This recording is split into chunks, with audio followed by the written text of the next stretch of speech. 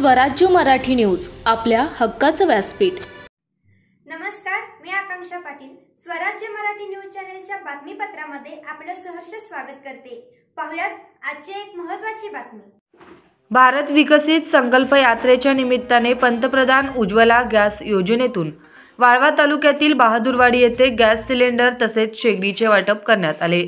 यावेळी सरपंच अंकुश कुर्णे, उपसरपंच भोजराज राजघोरपडे, सर्व ग्रामपंचायत सदस्य, ग्रामसेवक, तलाठी, कार्यालयातील अधिकारी वर्ग, वारणा बँकेचे संचालक बाळासो बावडे, अंगणवाडी सेविका, प्राथमिक आरोग्य केंद्राचे सर्व अधिकारी व सेवक वर्ग तसेच बचत गटातील सर्व महिला पदाधिकारी, जिल्हा परिषद शाळा नंबर 1 व 2, शिक्षक वृंद, सोसायटी नंबर 2 चे चेअरमन भीमराव देसावडे, ग्रामस्थ व महिला मोठ्या संख्येने उपस्थित होत्या।